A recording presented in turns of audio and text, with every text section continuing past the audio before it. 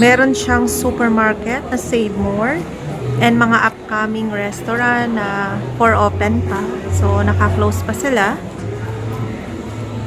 So, ito yung loob ng Air Mall dito sa Ayala Avenue, Makati. Maganda siya. Just elevator ride away lang for your basic needs. So,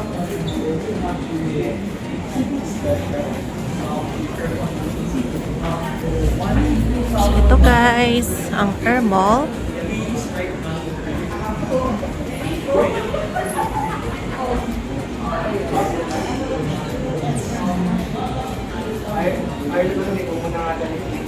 So, meron siyang access dito sa likod sa Yakal Street.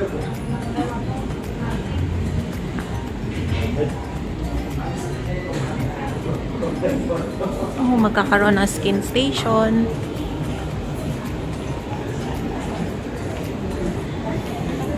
Yan, magkakaroon ng coffee and tea and opening soon ng Chinese restaurants.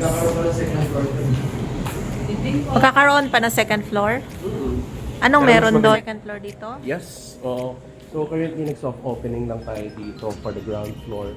Then sooner or later, possibly siguro mga early next year.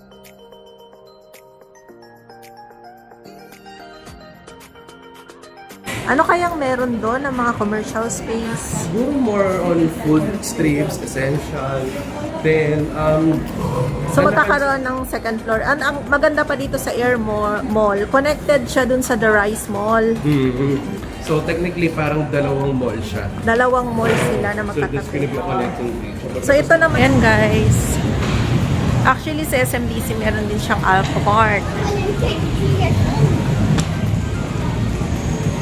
Ito naman ang mall ng The Rise.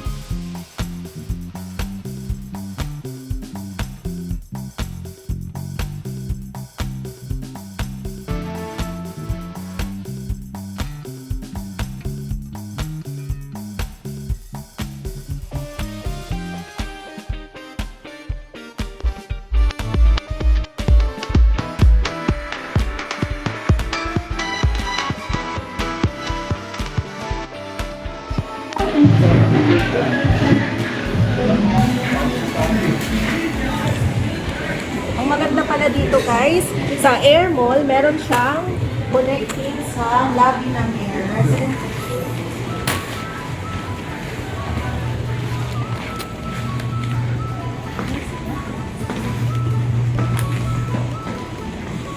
So wait na lang tayo. Papunta ko guys sa unit ko, bibisitahin ko siya kasi kaka-check out lang nung tenant ko na 2 weeks siya nag-stay. Actually, pina-staycation ko siya.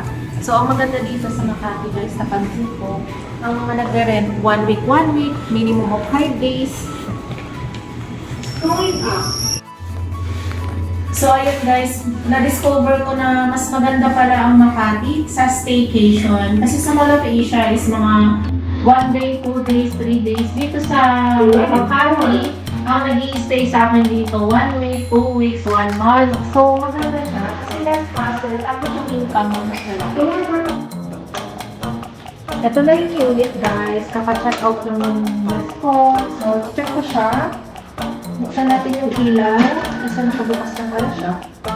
So, this is it, guys. So, ngayon ko lang siya ulit ng bisita. Pagtrawan mo na ako. Ayan. So, electric fan tayo. Sorry. Ayan, yung fan. So, ayan guys. So, this is the unit. I-check ko muna yung Itong andito yung susi. Duplicate. Ayun, okay. So far, okay naman siya. Yung TV, nilagyan ko siya ng 55 inches na smart TV para ma-enjoy ng mga nag-i-staycation dito. So, napalinis ko na rin pala ito kay Ruby. Shout out kay Ruby sa aking masipag na tagalinis. So, ayun guys. Organized na rin siya. Ayun, may mga desk kit po pala dito. So, nilagyan ko siya ng Himalayan salt. Ang maganda sa unit na to is facing amenity siya, guys. Facing swimming pool. Actually, gabi na ngayon. So, ayan yung swimming pool ng Air Residences ko dito. Napakaganda ng dito, guys. Very convenient kasi bababa ko lang yung elevator right away. Nandiyan na yung mga basic needs mo. Yan ang maganda sa SMDC. So, ilagay ko lang dito yung remote. Check natin yung toilet. So far, all good naman. Malinis, all good naman. Ayan. Mabango.